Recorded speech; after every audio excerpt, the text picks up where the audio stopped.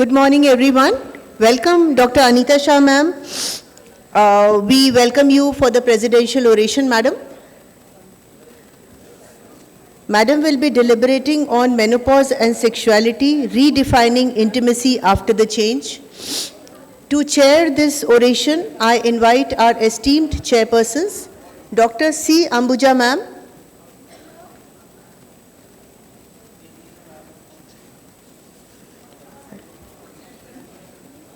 Dr. Ambuja, ma'am? Yes. Madam, please welcome on stage. Madam is working at Dr. C. Ambuja Clinic in Hyderabad, and she is not only a member of IMS, but also member of IMA and FOXY, has made significant contributions in the field of gynecology, particular areas of interest being tuberculosis, AUB, and adolescent contraception. Welcome, madam. I next invite President Bhopal Menopause Society, Dr. Vajanti Kolikar. Vajanti, madam, please take the stage. Madam is President of Bhopal Menopause Society and organizing chairperson of the very successful IMSCON2026. Madam has held various significant posts in the Menopause Society and Obstetrics Gynae Society of Bhopal. She is a senior consultant working at Sudhiti Hospital and Bhopal Care Hospital. Welcome, madam. Next, I invite to chair the presidential oration, Dr. Shashi Srivastav, madam, past president of Bhopal Menopause Society, as well as organizing chairperson IMSCON Bhopal. Madam is the chairperson of CSR Committee of Indian Menopause Society, and also a very important and dynamic member of FOXY and ISAR and the PCOS Society of India. She has received Lifetime Appreciation Award from the MP Nursing Home Association in 2024, Woman of the Year Award by Bhaskar in 24, and Healthcare Award by Bhaskar in 22. I invite Dr. Rajni Hajela to chair the session.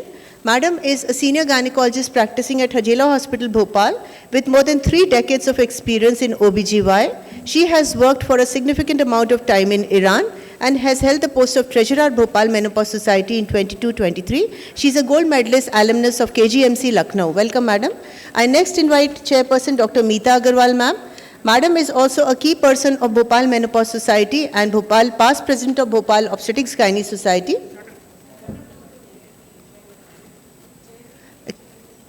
Okay. So can we have another chair? Yes, for the chairpersons, chairs are necessary. So we should have the chair. Welcome, madam. And madam is past president of Bhopal Obstetrics Gynae Society, working at Parul Hospital, Bhopal. So now I hand over the session to our chairpersons to introduce the presidential oration speaker, Dr. Anita Shah. Hello. Good morning, everybody. Welcome to this prestigious presidential oration, none other than Dr. Anita Shah.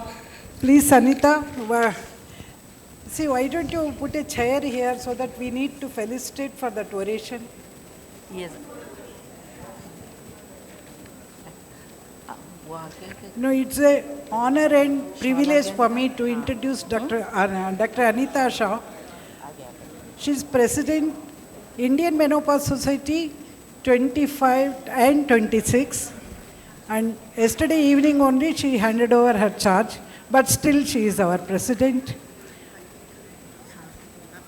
And she proved to be the best President until now we had. Talia bajaiye na. And President Cool, that's what is the thing. And she managed the presidential year so well. Paresh. Oh, we were all waiting how Anita is going to manage. And you aaya, you chale gaya. 1 year, our brains are filled with the knowledge. Anita, by the time we realized that 1 year is over, already the new president has come. That was Anita who made the 1 year. It is so wonderful year with all full of knowledge. And every day she used to keep us alert and do the things. Anita, thank you very much for that thing. And you see Anita coming from Diamond City, always wearing the diamonds only. Full screen. And regarding the awards, of course she was chapter secretary and all those things, you forget about it. And she received Nari to Narayani Award from Page 3 magazine and Dhanvantri Award from SGGCI of the Surat, and represented Indian Menopause Society at International Conference of Asia Pacific Menopause Federation at Malaysia. And one thing from my side, what I tell, if anybody says, where is Surat, where is Anita? Anita is Surat, Surat is Anita. For Indian Menopause Society, always it is. So, Anita, it is to you. Stage is yours, please. Yeah. Thank you. Respected dignitaries on the dais, dear friends, and my colleagues.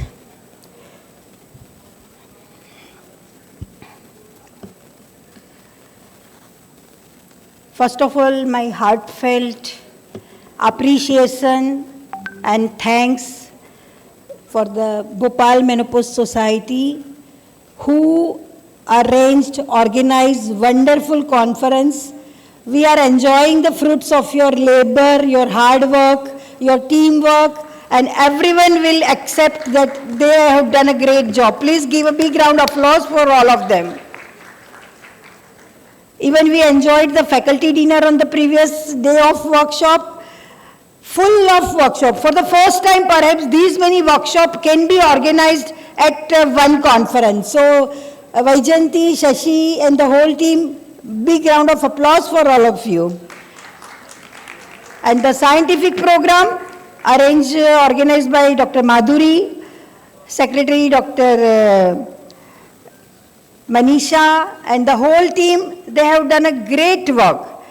And that is why all the halls were full, I can say, throughout all the day. And today, although on the last day of the conference, many are always there. One more thing I'll say, that in the morning session, yesterday night everyone was dancing till the 11 o'clock. Then also today morning at 6 o'clock for the Raj Shetty session, many of had come. So that is also, कहते हैं कि जोश है. So everyone is full of josh. Bhopal, you have made the whole members, all the delegates, faculties full of energy, and you have given the positive vibes to all of us. Thank you very much. So coming to my oration, Ambuja Madam, thanks a lot for giving, for the lovely sweet words from you for me. You are always been a mentor for me, and you will be always there as a mentor for me. Today I have selected the topic for oration is menopause and sexuality. The very least discussed topic, I can say that just like hunger and thirst, sex is also a natural instinct, but many a times our females are hesitant to express that, and so I thought that let me cover this topic, and so I selected this topic, redefining intimacy during and after the transition. So let me begin with a story. No statistics, no guidelines, just a story from a clinical life. Let me tell you about two women. Both are 52 years old, both postmenopausal. The first sits in my clinic, eyes lowered, voice barely audible. She tells me she is having some problems, but struggles even to name them. She believes her sexual life is over. She has not discussed this with her husband also. She assumes this is simply what menopause means, the quiet ending of something deeply personal. The second woman, also my patient, walked into my clinic glowing. She said, "Doctor, my partner and I are discovering intimacy we never knew existed. We are learning each other all over again. Same age, same biological transition, completely different experiences. And the difference was not hormones, not anatomy, The difference was narrative. The story they told themselves about what menopause means to them. That is why the title of this oration is very deliberate, Redefining Intimacy.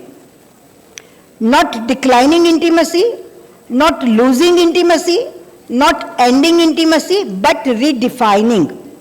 We are talking about transformation, evolution, and possibility. We are talking about transformation, evolution, and possibility, very right. For too long, the medical community has approached menopausal sexuality through the lens of pathology and loss. Today, we challenge that narrative. We propose a paradigm shift for deficit to diversity, from dysfunction to discovery. Today in India, we are at a unique, fascinating crossroads. The women entering menopause today are different from anyone before them. They are more educated, more financially independent. They have access to information and, of course, sometimes misinformation at their fingertips. They are living longer, potentially 30 to 40 years post-menopause. Many have challenging traditional gender roles and expectations. Some are in second relationship or newly single and navigating dating. Some are rediscovering themselves after decades of caregiving. And yet, silence persists. Sexual health remains whispered about, not discussed openly. The myth of the asexual elder pervades our society. Women intimatize shame about continuing to be sexual being. Families may express disapproval or discomfort. Even healthcare providers avoid this conversation. This creates what I call the intimacy gap, the distance between women's actual desires and needs and what society permits them to express. Many women enter menopause with internal dialogues like, my sex is over, I am dried up and done, I shouldn't want this anymore, there is something wrong with me. How we can help them? By asking different questions. How do I want intimacy to look in this chapter? What brings pleasure and connection at this stage of life? What boundaries and desires do I want to honor? How can I communicate authentically with my partner? This is about agency, choice, and authenticity. And this is where medicine meets humanity. Today's oration will accomplish three things. Understand the landscape, what actually happens biologically, psychologically, and socially during the menopausal transition that affects sexuality. Address the barriers, what gets in the way of sexual health and intimacy, and what evidence-based solutions exist. Redefine intimacy, expand our understanding beyond penetrative intercourse to encompass the full spectrum of connection, pleasure, and sexual expression.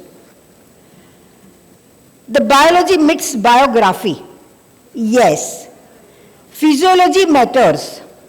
Hormones also matter. But menopause never occurs in isolation. It occurs in middle of life transitions.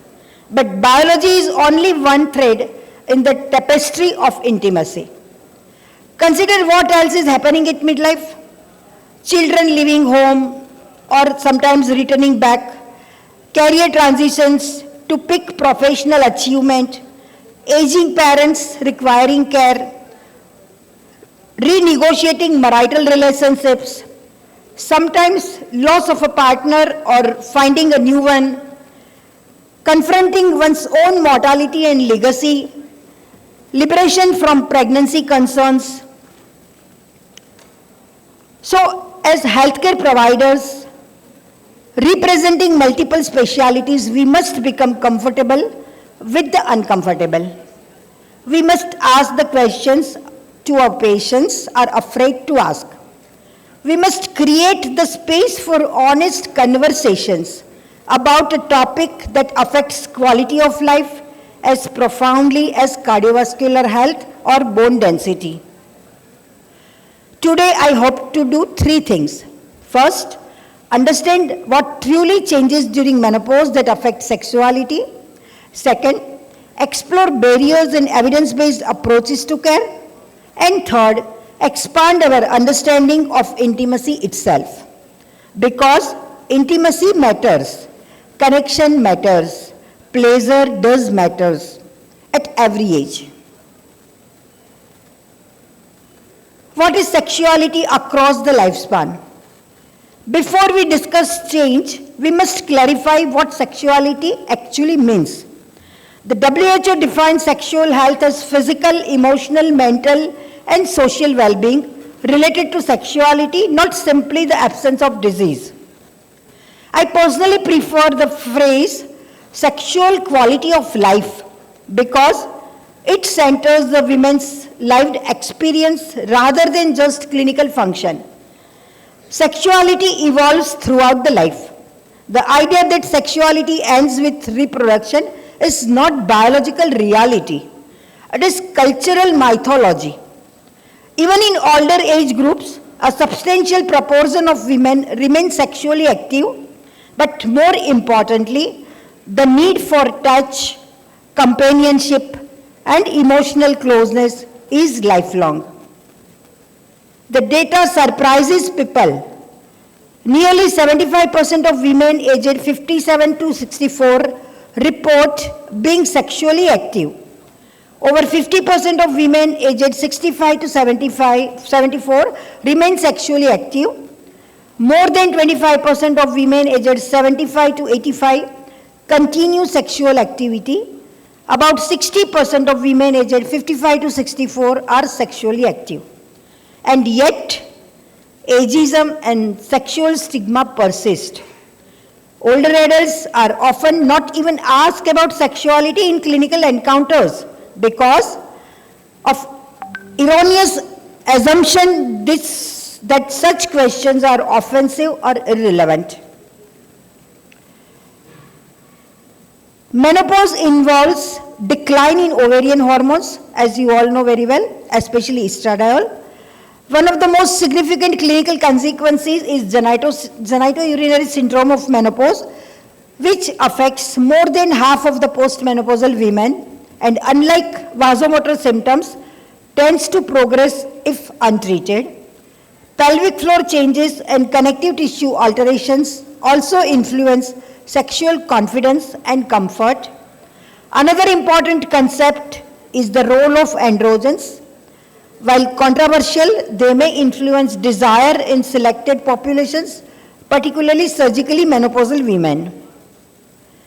Key changes include, as you all know very well, reduced vaginal lubrication, both baseline and arousal related, thinning of vaginal epithelium, loss of vaginal elasticity, shift in vaginal microbiomes, increased vaginal pH, vulvar changes, reduced secretion from sebaceous glands.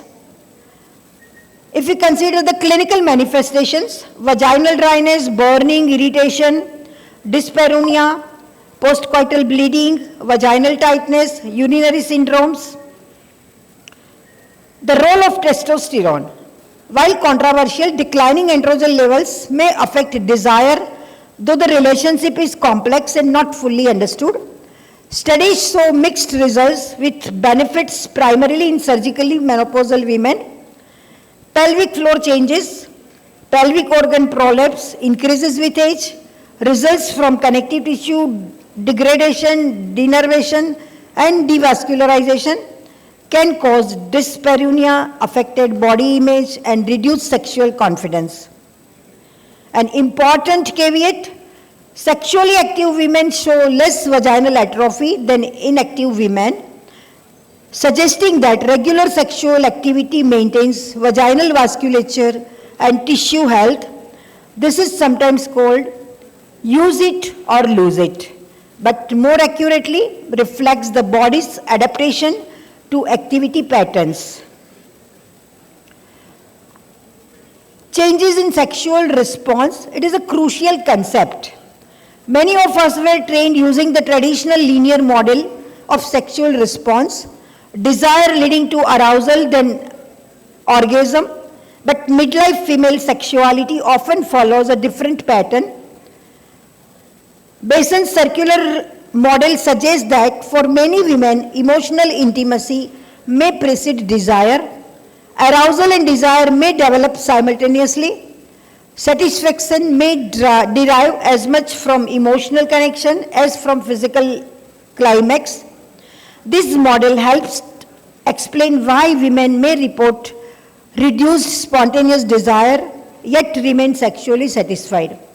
And clinically, this is a powerful reframing. So, you can see in this picture, intimacy needs motivation and willingness also. Regarding medical contributors, chronic diseases like diabetes, hypertension, thyroid issues, various cancers, as well as cancer therapies, antidepressants, antihypertensive, and surgical menopause all intersect with sexual function. Rather than memorizing long list, the key clinical takeaway is very simple. Whenever a woman presents with sexual concerns, we must evaluate the entire medical and pharmacological context. Psychological factors, the mind-body connection. Mood disorders, depression and anxiety are common during menopausal transition, as you all will agree with me. 25 to 75% of depressed women report sexual problems. The relationship is bidirectional and complex. Not all women with sexual dysfunction have mood disorders. Midlife is often the most psychologically demanding phase of life. Women may simultaneously manage careers, caregiving for parents, supporting children, financial planning, and personal health transitions. Mood disorders, body image changes, and trauma histories significantly influence the sexual well-being, but perhaps the strongest predictor of sexual satisfaction is relationship quality, communication, emotional intimacy, and mutual adaptation. Partner health, including erectile dysfunction or chronic illness, also plays a significant role. Life stressors at midlife. The sandwich generation, we can label midlife as a sandwich generation phenomenon. Career demands at peak intensity. Financial pressures like education cost, retirement planning, etc., etc. Adult children returning home. Relationship recognition after decades together. Partner-related challenges. Partners' health, like erectile dysfunction in male partners, strongly correlates with decreased sexual function in women. Partners' medications can indirectly affect the couple's sexual life. Partners' aging may bring their own sexual challenges. Mismatched desires, often exacerbated during transitions. Communication breakdown.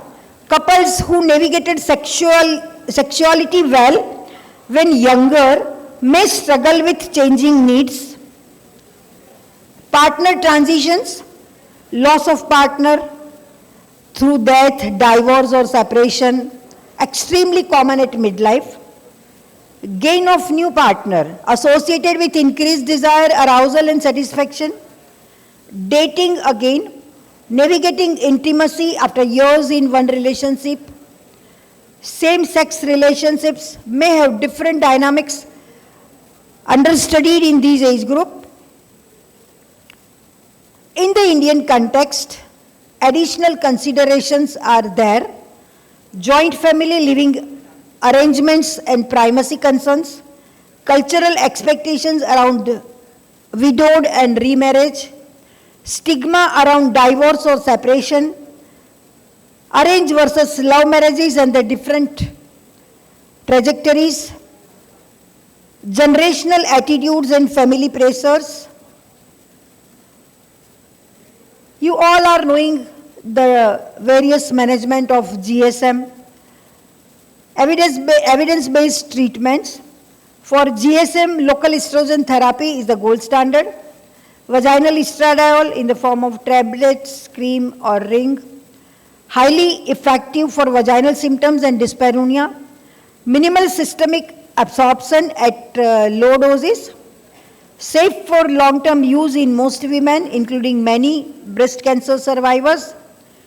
New formulation, estradiol soft gels are available, showing promising results. Ospemifene, selective estrogen receptor modulator, FDA approved for dyspareunia due to vulvovaginal atrophy. Significant improvements in vaginal symptoms. Of course, side effects are there, hot flushes in 7 to 10%, endometrial proliferation may be there in 2 to 12%, but no hyperplasia or cancer reported. Prestirenone, FDA approved for dyspareunia, minimal side effects, converted locally to estrogens and androgens. Vaginal moisturizer and lubricants, non-hormonal options, moisturizers used regularly, lubricants used during sexual activity, helpful but less effective than hormonal options for moderate to severe GSM. Emerging treatment, CO2 laser therapy, preliminary results promising but needs more rigorous study. Radiofrequency treatments, similar evidence gaps. This should be considered investigational at present. For desire and arousal concerns, flibanserin, only FDA approved medication for hypoactive sexual desire disorder, approved for premenopausal women but efficacious in postmenopausal women, increases satisfying sexual events by 0.4 by month versus placebo, improvement in desire, overall function and distress, but limitations are there.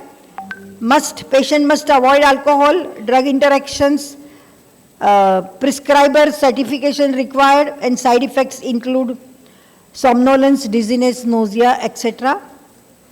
So it is a debate for clinical significance of improvement questioned by someone. Testosterone therapy, not FDA approved for female sexual dysfunction. Most studies in surgically menopausal women, usually paired with estrogen therapy. Positive effects on desire, function and distress. Side effects are acne and hirsutism. Limited long-term data are available. Benefit may require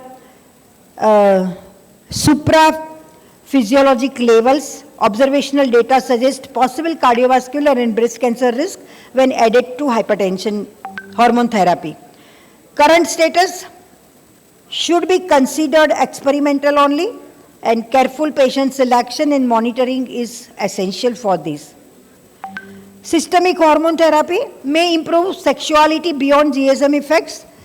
The KIPS trial, the transdermal estradiol, improved libido and satisfaction. Oral conjugated equine estrogen did not. Route of administration may matter. Not prescribed solely for sexual function, but may be a benefit. Behavioral interventions. Mindfulness-based therapies, positive effect on desire, distress, and overall function. Increases bodily awareness, improve concordance between physical and psychological arousal. Sex therapy can address relationship issues, communication, trauma, etc. Pelvic floor physical therapy for pain conditions, vaginismus are also very important. Cognitive behavioral therapy for anxiety, navigate thought patterns, and it is very helpful. But limitations are there. Very small studies have been carried out. Lack comparison or to pharmaceutical interventions, need for trained therapies. If we address the contributing factors, review all medications for sexual side effects, consider alternatives. Small studies suggest sildenafil or bupropion as antidotes for SSRI-induced dysfunction. Never discontinue necessary medication without considering alternatives. Treating underlying conditions, optimize diabetes control, manage hypertension with agents less likely to cause dysfunction, screen for and treat mood disorders, address sleep problems. Lifestyle interventions, regular physical exercise associated with better sexual function. Adequate sleep is really crucial. Stress reduction therapies like meditation, yoga are also very helpful. Healthy relationship practices is also important. The bigger clinical message: sexual dysfunction at menopause is rarely purely hormonal. It is biopsychosocial, and treatment must reflect the complexity. So, how to redefine intimacy? Beyond the medical model one, we can prescribe medications, we can correct physiology, but if we do not help women reimagine intimacy, we only solve half the problem. Because intimacy is not synonymous with intercourse, yet culturally and clinically we often equate the two, and that narrow definition creates unnecessary suffering. Menopause can also offer unique advantages: freedom from pregnancy concerns, greater self-knowledge, relationship maturity, less performance pressure, sometimes greater authenticity, but couples rarely access these opportunities automatically. They need validation, permission, and guidance.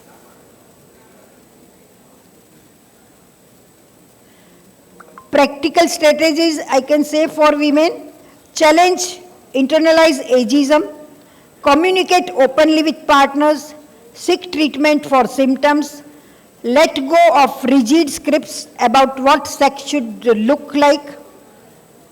For couples, have honest conversations, expand sexual repertoire, address partner health, create international time and privacy, maintain curiosity and playfulness.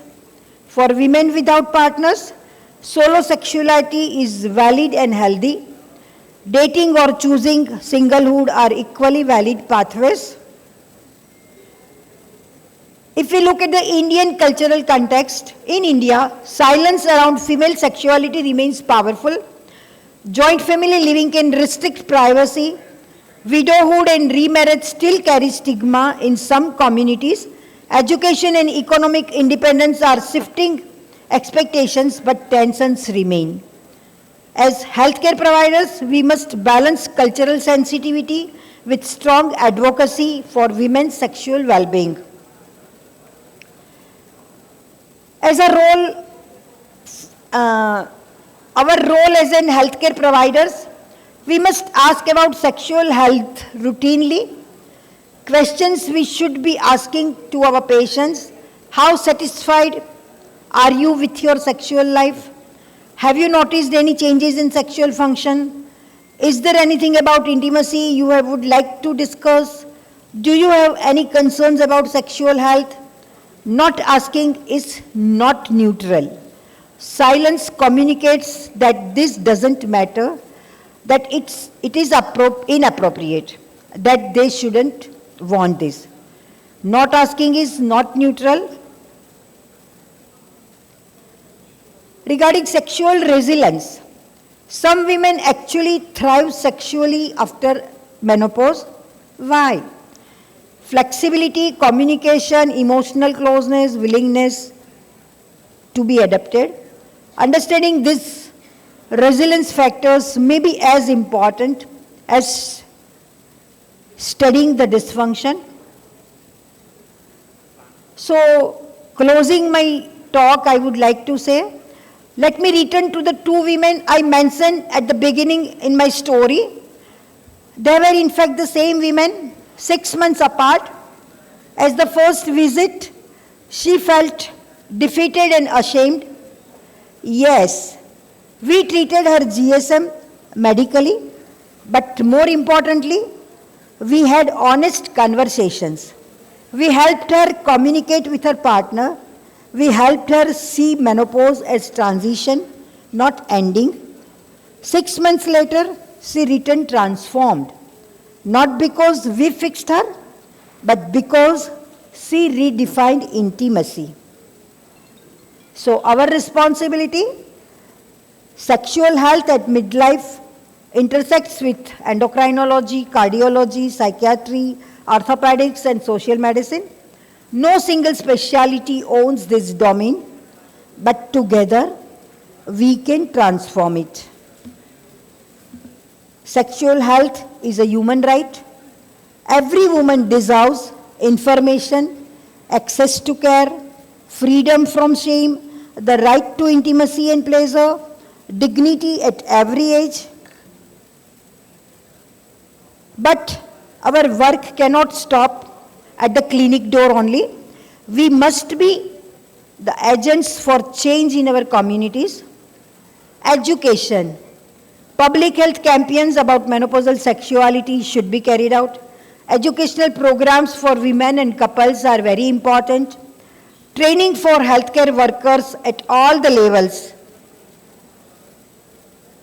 Regarding advocacy, push for better research funding, advocate for affordable access to treatments, challenge discriminatory attitudes, visibility of older women's sexuality in media and culture, diverse representations like different body types, relationship configuration, backgrounds should be discussed.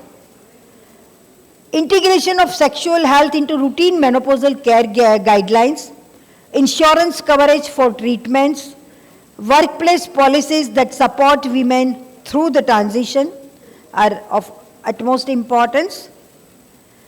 So, menopause is not the end of sexuality, it is the transition, one that can lead to deeper intimacy, great authenticity and continued pleasure and connection. Our job is not to mourn what was, but to help women discover what can be. Our job is not to fix women, but to provide them with knowledge, tools and support to thrive. Our job is not to impose one definition of healthy sexuality, but to honor each woman's unique desires, values and circumstances. The title of this oration is Menopause and Sexuality, Redefining Intimacy During and After the Transition. That's why I just made it. Let us truly redefine, not just in words, but in practice, in policy and culture. Let us be the generation of healthcare providers who finally gives menopausal sexuality the attention, respect and compassion it deserves. Let us help women write new stories, stories not loss, but of positivity, not of ending, but of new beginnings, not of shame, but of celebration, because intimacy matters, connection matters, pleasure matters, dignity matters, at every age, for every woman. Sexuality is lifelong. The notation that ends with menopause is culturally constructed, not biologically determined. Intimacy versus intercourse. We must expand our definition to include the full spectrum of physical, emotional and spiritual connection. Biology matters, but it is not destiny.